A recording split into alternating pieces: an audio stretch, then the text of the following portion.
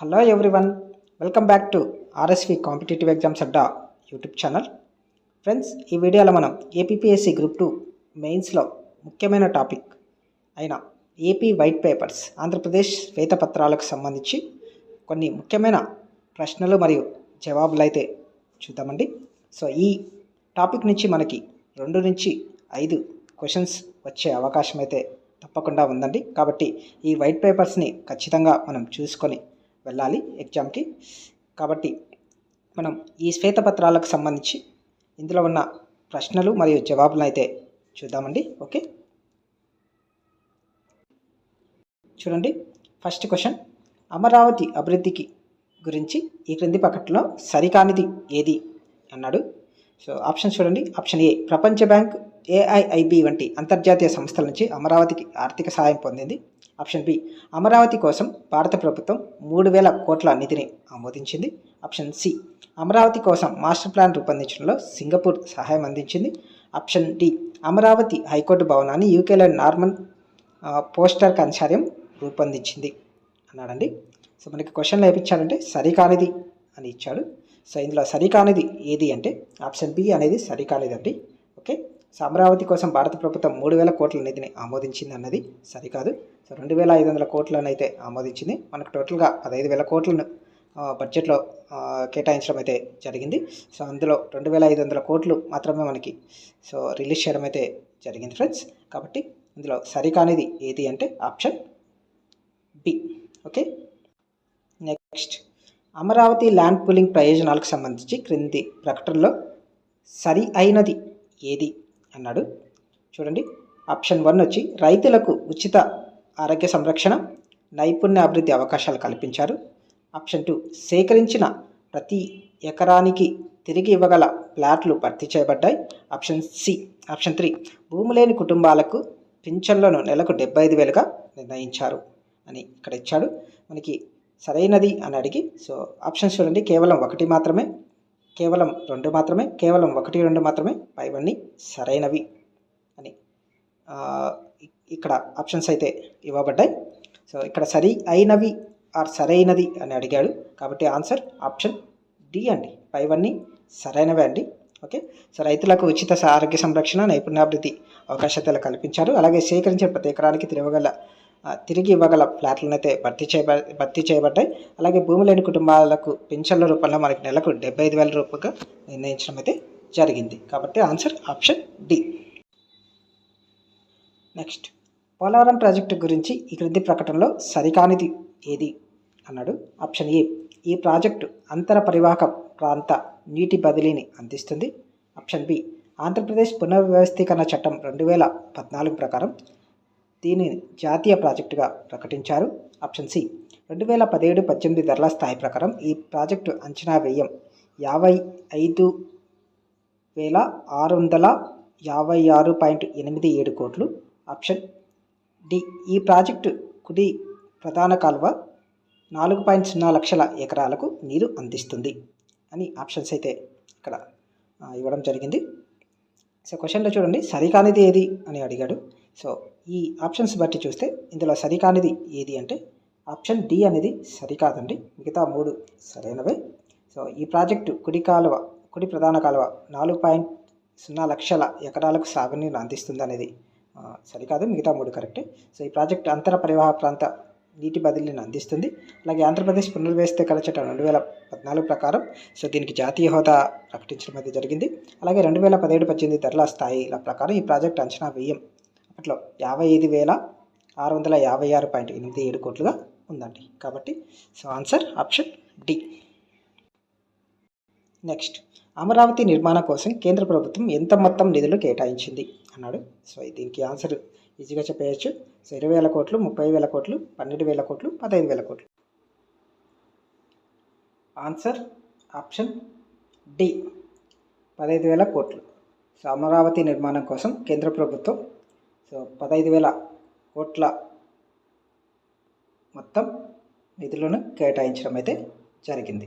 Okay, కాబట్టి answer option D.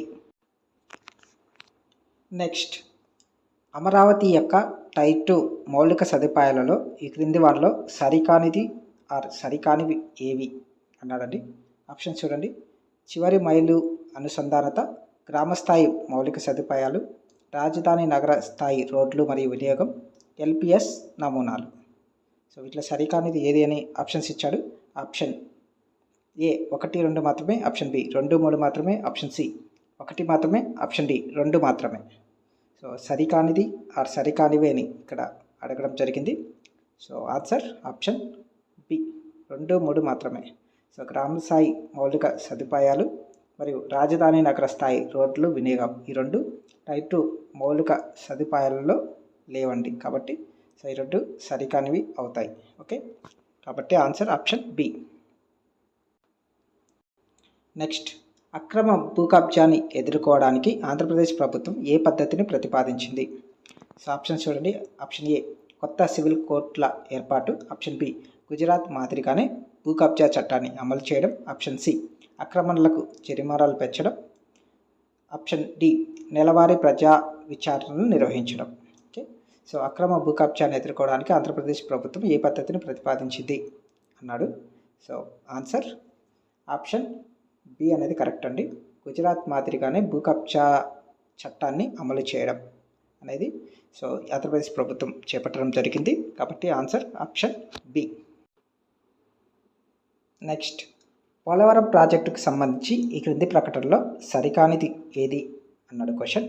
So option చూడండి. Option A ఈ ప్రాజెక్టులో ఎర్త్కమ్ రాక్ఫిల్ డ్యామ్ నిర్మాణంలో ఉంటుంది, ఆప్షన్ బి ఈ ప్రాజెక్టు 23.5 లక్షల ఎకరాలకు నీటి లభ్యతను నిర్ధారిస్తుంది, ఆప్షన్ సి ప్రాజెక్టులతో అనుసంధించబడిన కాలువలు ఆలస్యం లేకుండా పూర్తయ్యాయి, ఆప్షన్ డి గిరిజన ప్రాంతాల్లో మునిగిపోవడం వల్ల ఈ ప్రాజెక్టు ప్రభావితం అయ్యింది.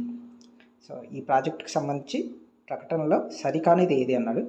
సో 4 ఆప్షన్స్ చూసుకుంటే సో పోలవరం ఎర్త్కమ్ రాక్ఫిల్ డ్యామ్ నిర్మాణం ఉంటుంది అనేది కరెక్టే, ఈ ప్రాజెక్టుకు 23.5 లక్షల ఎకరాల నీటి లభ్యత నిర్ధారిస్తుంది అనేది కూడా కరెక్టే, అలాగే ప్రాజెక్టుతో అనుబంధించబడిన కాలువలు ఆలస్యం లేకుండా పూర్తి అయ్యాయి అన్నాడు. ఇది రాంగ్ అండి. సో ఆలస్యం లేకుండా పూర్తి అయ్యాయి అనేది కరెక్ట్ కాదు, ఇంకా పూర్తి కాలేదు, కాబట్టి ఇది రాంగ్. అలాగే గిరిజన ప్రాంతాల్లో మునిగిపోవడం వల్ల ప్రాజెక్ట్ ప్రభావితం అయ్యింది అన్నాడు. సో ఇది కరెక్టే, కాబట్టి ఆన్సర్ ఆప్షన్ సి. నెక్స్ట్, అటవీ ఆక్రమణ గురించి క్రింది ప్రకటనలను పరిశీలించండి అన్నాడు. సో ఆప్షన్ 1 వచ్చి పొంగనూరు కార్వెనైటీ నగర్లలో 6.725 హెక్టార్ల అక్రమ మైనింగ్ జరిగింది, ఆప్షన్ 2 నెల్లూరు జిల్లాలో 108.81 హెక్టార్ల అటవీ భూమి ఆక్రమించారు, ఆప్షన్ 3 రిషికొండ నాశనం అనేది దాని వారసత్వ నష్టానికి దారి తీసింది. సో ఇవి ఇచ్చిన ఆప్షన్స్ అండి. ఇందులో సరైన వాటిని గుర్తించండి అన్నాడు. సో మనకి ఆప్షన్స్ చూడండి. ఆప్షన్ ఏ వచ్చి 1 మాత్రమే, ఆప్షన్ బి 3 మాత్రమే, ఆప్షన్ సి 1, 2 మాత్రమే, ఆప్షన్ డి 1, 3 మాత్రమే. సో ఇందులో సరైనవి ఏవి అంటే ఆన్సర్ ఆప్షన్ డి 1, 3 మాత్రమే. సో పుంగనూరు మరియు కార్వేటి నగర్లలో 6.75 హెక్టార్ల అక్రమ మైనింగ్ జరిగింది అనేది కరెక్టే, అలాగే రిషికొండ నాశనం అనేది దాని వారసత్వ నష్టానికి దారి తీసింది అనేది కరెక్టే అండి. కాబట్టి ఆన్సర్ ఆప్షన్ డి. నెక్స్ట్, ఈ క్రింది ప్రకటనలో సరైన వాక్యాలను గుర్తించండి అన్నాడు. ఆప్షన్ 1 చూడండి. జూన్ 2019 నుంచి మే 2024 వరకు ఎస్సీల పైన నమోదైన నేరాల సంఖ్య 10,377, ఆప్షన్ 2 జూన్ 2019 నుంచి మే 2024 వరకు ఎస్టీలపై నమోదైన నేరాల సంఖ్య 1768. ఇందులో సరైన వాక్యాలు గుర్తించండి అని మనకి క్వశ్చన్ ఇచ్చాడు. మనం చూడాలండి బాగా, సరికాని వాక్యాల సరైన వాక్యాలు అనేది బాగా చూసుకొని ఆన్సర్ చేయాలి. మనం సో స్పీడప్లో మనం కరెక్ట్గా చూడకుండా మిస్టేక్ చేస్తూ ఉంటాం, దానివల్ల మనం మార్కులు కోల్పోయే అవకాశం ఉంది. కాబట్టి సో బాగా చూసి ఆన్సర్ చేయాలి. సో ఆప్షన్ చూడండి. 1 మాత్రమే, 2 మాత్రమే, 1 మరియు 2 సరైనవే, 1 మరియు 2 సరికావు అని ఇచ్చాడు ఇక్కడ ఆప్షన్స్. సరైనవి అడిగాడు కాబట్టి ఆన్సర్ ఆప్షన్ సి 1 మరియు 2 సరైనవి అండి. జూన్ 2019 నుంచి మే 2024 వరకు ఎస్సీలపై నమోదైన నేరాల సంఖ్య 10,377, అలాగే 2019 నుంచి మే 24 వరకు ఎస్టీలపై నమోదైన నేరాల సంఖ్య 1768. ఈ 2 కరెక్ట్. ఒకసారి మనకి రెండు ఆపోజిట్లో ఇచ్చి క్వశ్చన్ ఇచ్చే అవకాశం ఉంది. సో కాబట్టి మీరు ఈ రెండింటిని ఖచ్చితంగా గుర్తుపెట్టుకోవాలి. ఓకే, సో ఇలా ఆపోజిట్లో ఇచ్చి రెండు సరికావని కూడా ఇవ్వచ్చు. కాబట్టి సో ఒకసారి చూసుకోండి ఫ్రెండ్స్. ఓకే, దీని ప్రకారం ఆన్సర్ ఆప్షన్ సి. నెక్స్ట్, ఈ క్రింది వాటిలో ఏది శాంతి భద్రతలను మెరుగుపరచడానికి పత్రంలో పేర్కొబడిన చర్య కాదు అన్నాడు. సో ఆప్షన్ చూడండి. ఆప్షన్ ఏ కొత్త ఆయుధాల పరిచయం, ఆప్షన్ బి పోలీస్ స్టేషన్ల సంఖ్యను పెంచడం, ఆప్షన్ సి ఏఎఫ్ఐఎస్ స్థాపన, ఆప్షన్ డి మెరుగైన నేర నివేదిక వ్యవస్థలు. సో ఈ శ్వేతపత్రంలో శాంతి భద్రతలు మెరుగుపరచడానికి పేర్కొనబడిన సరైన చర్య కాదు అన్నాడు. సో ఆన్సర్ వచ్చేసి ఆప్షన్ ఏ అవుతుందండి. కొత్త ఆయుధాల పరిచయం అనేది సో శ్వేతపత్రంలో శాంతి భద్రతలు మెరుగుపరచడానికి అవసరమైన చర్య అయితే కాదు. మిగతా మూడు సో శాంతి భద్రతలు మెరుగుపరచడానికి కావాల్సిన చర్యలే అండి. పోలీస్ స్టేషన్ల సంఖ్యను పెంచడం, ఎఫ్ఐఎస్ స్థాపన, మెరుగైన నేర నివేదిక వ్యవస్థలు. ఓకే, కాబట్టి ఆన్సర్ ఆప్షన్ ఏ. నెక్స్ట్, క్రింది వానిలో సరైన ప్రకటనలను గుర్తించండి అన్నాడు. ఆప్షన్ 1 వచ్చేసి 2018 నుంచి 2024 మధ్య కాలంలో ఎర్రచందనం అమ్మకాల ద్వారా 441 కోట్ల రూపాయల ఆదాయం వచ్చింది.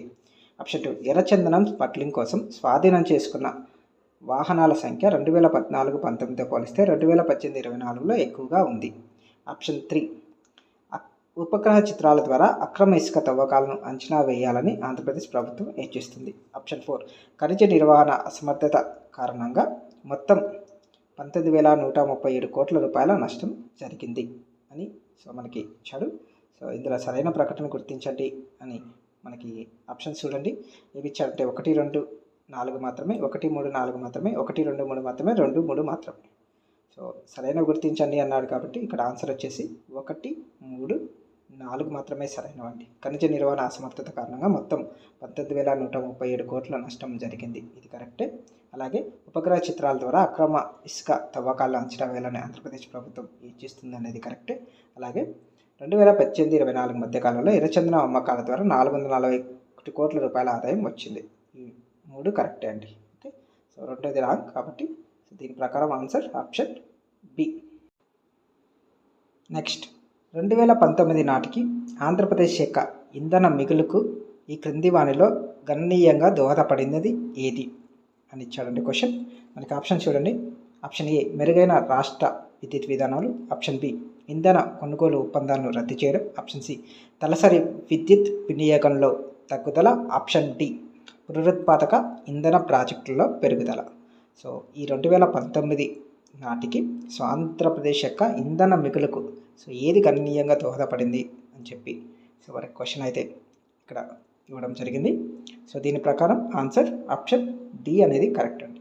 పునరుత్పాదక ఇంధన ప్రాజెక్టుల్లో పెరుగుదల వల్ల సో 2019 నాటికల్లా సో ఇంధన మిగులుకు సో ఈ పునరుత్పాదక ఇంధన ప్రాజెక్టు పెరుగుదల అనేది గణనీయంగా దోహదపడడం జరిగింది. కాబట్టి ఆన్సర్ ఆప్షన్ డి. నెక్స్ట్, క్రింది వానిలో ఏ నీటిపారుదల ప్రాజెక్ట్ 1667 కోట్ల పెట్టుబడితో 44,000 కోట్లను సాధించింది? సో ఆప్షన్స్ చూడండి. Vamsadhara Nagavali project, Polavaram project, Pattiseema lift irrigation project, ఏది కాదు. సో ఈ ప్రాజెక్టు 1467 కోట్ల పెట్టుబడితో స్టార్ట్ చేస్తే 44,000 కోట్లు సాధించిన ప్రాజెక్ట్ ఏది అన్నాడు ఇక్కడ. సో ఆన్సర్ వచ్చేసి option C Pattiseema lift irrigation project. ఇది 1667 కోట్ల పెట్టుబడితో స్టార్ట్ చేస్తే సో 44,000 కోట్లను సాధించడం అయితే జరిగిందండి. కాబట్టి answer option C. Next, Amaravati land pooling నమూనాలో భాగంగా చిత్తడి నేలల కోసం రైతులకు చెల్లించే వార్షికత ఎంత? సో ఆప్షన్స్ చూడండి. ఎకరానికి 40,000, ఎకరానికి 70,000, ఎకరానికి 60,000, ఎకరానికి 50,000. సో ఈ చిత్తడి నేలలు ఏవైతే ఉన్నాయో ఆ చిత్తడి నేలల కోసం రైతులకు చెల్లించే వార్షికత ఎంత? Land pooling act land pooling నమూనా ప్రకారం అడిగాడు. So answer option D. So ఎకరానికి 50,000 అనేది ఇవ్వడం జరుగుతుందండి. కాబట్టి ఆన్సర్ ఆప్షన్ డి. నెక్స్ట్, ఉచిత ఇసుక విధానానికి సంబంధించి తప్పు ప్రకటనను గుర్తించండి అన్నాడు ఇక్కడ. ఆప్షన్ ఏ ఇది 2016లో ప్రజలకు ఉచితంగా అందుబాటులో ఉంచబడింది. ఆప్షన్ బి ఈ విధానం నిర్మాణ రంగాన్ని గణనీయంగా మెరుగుపరిచింది. ఆప్షన్ సి ఉచిత ఇసుక విధానాన్ని 2020లో తిరిగి ప్రవేశపెట్టారు. ఆప్షన్ డి ప్రభుత్వ విభాగాలు 2019 వరకు ఇసుక కార్యకలాపాలు పర్యవేక్షించాయి అన్నాడు. సో ఇందులో తప్పుగా ఉన్న ప్రకటన ఈజీగా గుర్తించవచ్చండి. సో ఏంటంటే ఇందులో ఆప్షన్ సి అనేది తప్పుగా ఉంటుందండి. ఎందుకంటే ఉచిత ఇసుక విధానాన్ని 2020లో తిరిగి ప్రవేశపెట్టారు అనేది రాంగ్. సో 2016లో ప్రజలకు ఉచితంగా ఇసుకనైతే అందుబాటులో తేవడం జరిగింది. మళ్ళీ ఇప్పుడు 2024 నుంచి సో మనకి ఉచిత ఇసుక రవాణా అనేది జరుగుతుంది. సో 2020లో తిరిగి ప్రవేశపెట్టారనేది ఇక్కడ రాంగ్ అండి. సో 2020 నుంచి మనకి ఇసుకను కొనడం అనేది జరిగింది. కాబట్టి ఇక answer option C. Next 2019-24 excise విధానం కారణంగా ఏపీలో ఎంత మొత్తం ఆదాయం అంతరం ఏర్పడింది అన్నాడు. సో 2019-24 ఎక్సైజ్ విధానం కారణంగా ఏపీలో ఎంత మొత్తం ఆదాయ అంతరం ఏర్పడింది. సో ఆప్షన్స్ ఇక్కడ ఉన్నవి చూడండి. 41,582.5 కోట్లు, 42,762.15 కోట్లు, ఆప్షన్ సి వచ్చి 45,300 కోట్లు, ఆప్షన్ డి 47,127 కోట్లు. సో ఎంత ఆదాయ అంతరం ఏర్పడిందంటే ఆన్సర్ ఆప్షన్ బి 42,762.15 కోట్లు అండి. సో ఈ స్టాటిక్స్ అన్నీ మనం ఖచ్చితంగా డెఫినెట్గా గుర్తుపెట్టుకోవాలండి. సో వీటికి ఎలాంటి కోడ్స్ అనేవి ఉండవు. సో మనం కంపల్సరీగా గుర్తుపెట్టుకోవాల్సిందే. కాబట్టి ఆన్సర్ ఇక్కడ option B. Next Andhra Pradesh excise విధానానికి సంబంధించి క్రింది ప్రకటనలు పరిశీలించండి. ఆప్షన్ 1 చూడండి. ఆంధ్రప్రదేశ్లో తలసరి మద్యం వినియోగం 2019-2020లో 5.55 లీటర్ల నుంచి 2023-24లోకి 6.23 లీటర్లకు పెరిగింది. ఆప్షన్ 2 ఆంధ్రప్రదేశ్లో తలసరి మద్యం వినియోగం 2019-2020లలో 5.5 లీటర్ల నుంచి 2023-24కు 6.23 లీటర్లకి తగ్గింది. ఆప్షన్ 3 పొరుగు రాష్ట్రాల నుంచి మద్యం అక్రమ రవాణా తగ్గించడంలో ఈ విధానం విజయవంతం అయ్యింది. సో పైన ఇచ్చిన ప్రకటనలో సరికాని వాటిని గుర్తించండి అన్నాడు. మనకు ఆప్షన్స్ చూడండి. ఆప్షన్ ఏ 1 మాత్రమే, ఆప్షన్ బి 2, 3 1, 2 మాత్రమే, ఆప్షన్ సి 2, 3 మాత్రమే, ఆప్షన్ డి 1, 3 మాత్రమే. సో సరికానివి అడిగాడు కాబట్టి ఆన్సర్ ఆప్షన్ సి 2, 3 మాత్రమే సరికావండి. సో పొరుగు రాష్ట్రాల నుంచి మద్యం అక్రమ రవాణాను తగ్గించడంలో ఈ విధానం విజయవంతం అనేది రాంగు. అలాగే సో 2019-20 నాటికి 5.5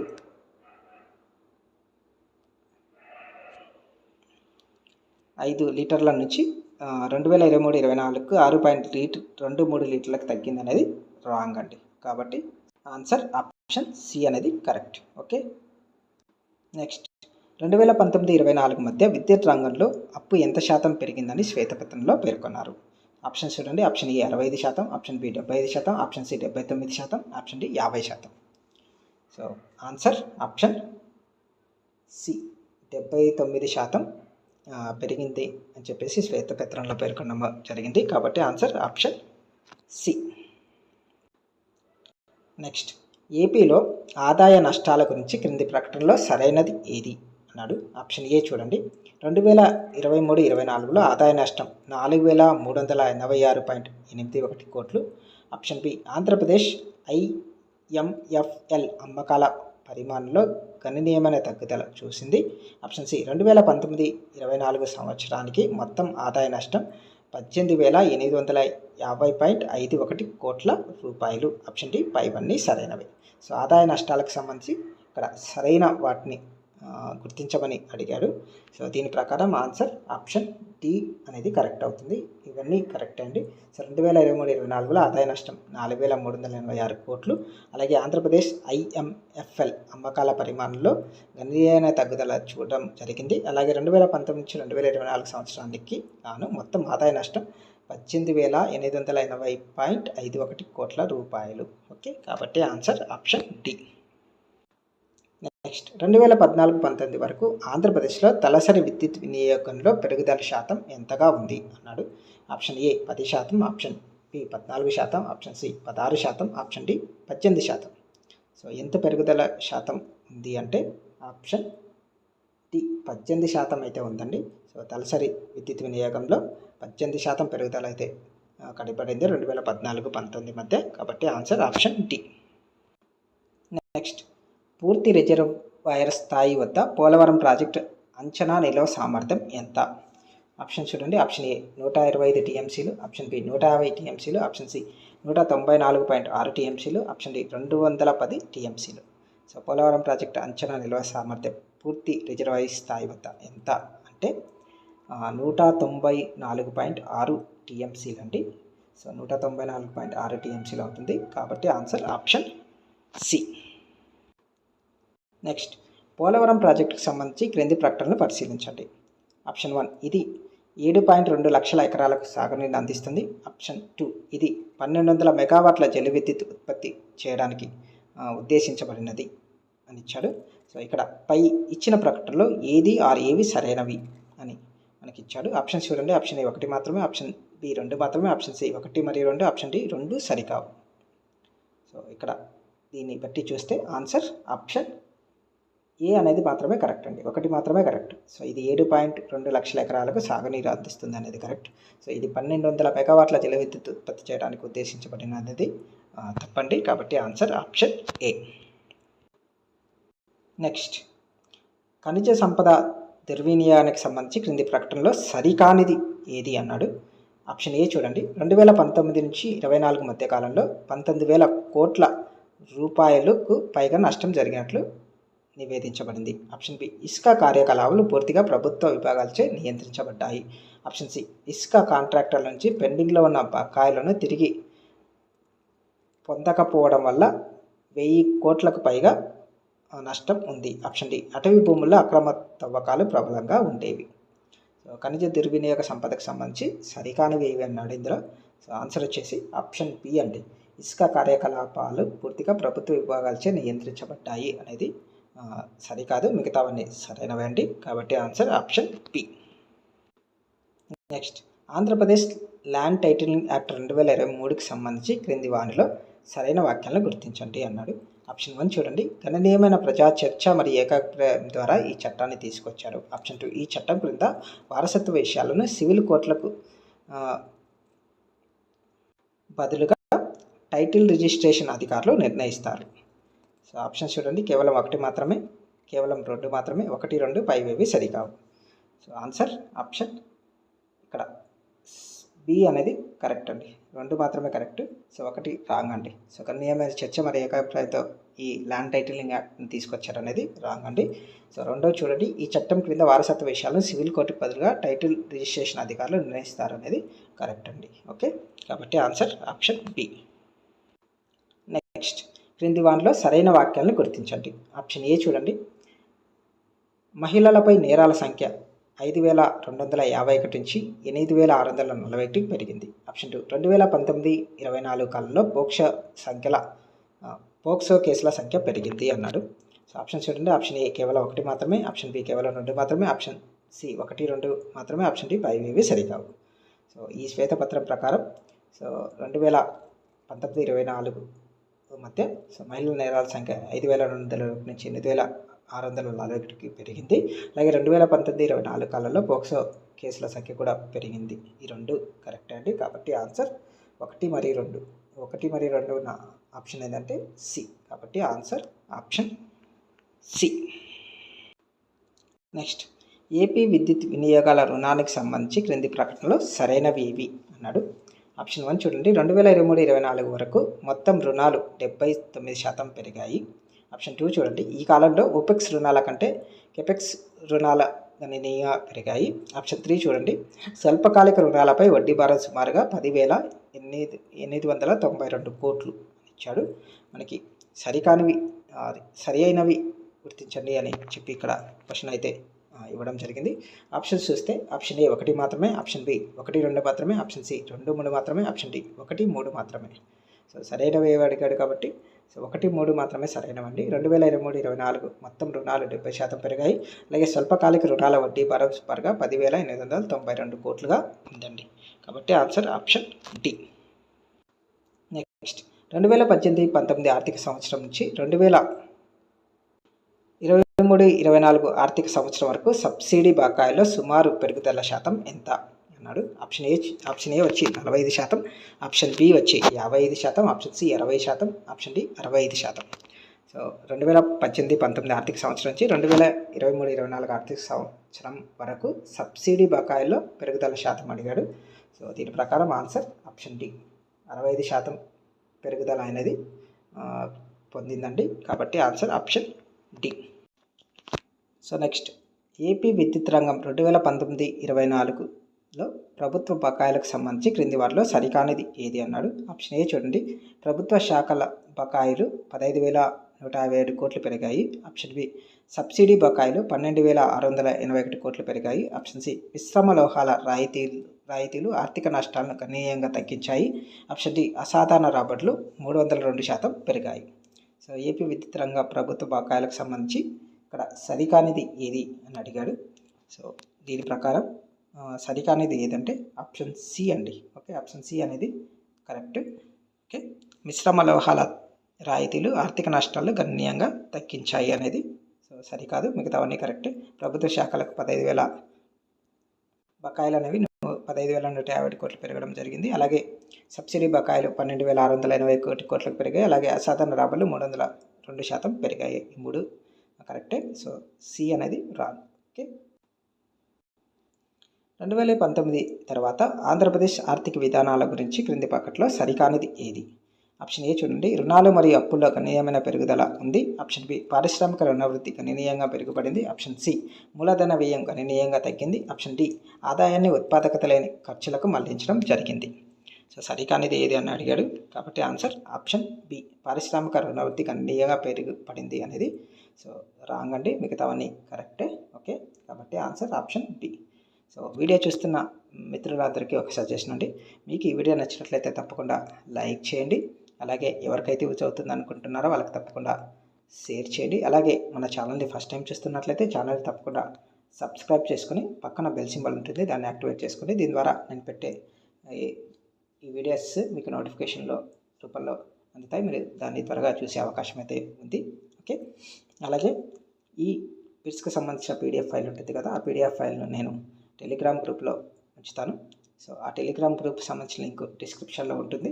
సో మీరు ఆ టెలిగ్రామ్ గ్రూప్లోకి వెళ్ళి జాయిన్ అయ్యి దీన్ని అయితే డౌన్లోడ్ చేసుకుని ఫ్రెండ్స్. ఓకే, నెక్స్ట్, ఈ క్రింది స్టేట్మెంట్లలో సరైన వాటిని గుర్తించండి అన్నాడు.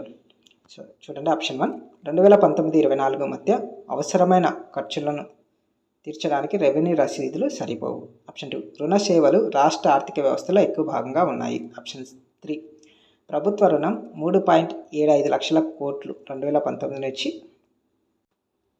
9.74 లక్షల కోట్లకు పెరిగింది 2024 కల్లా. ఓకే, అలాగే ఆప్షన్ 4 చూడండి, 2019-24లో మొత్తం రుణాలలో మూలధన వ్యయం 59%గా ఉంది.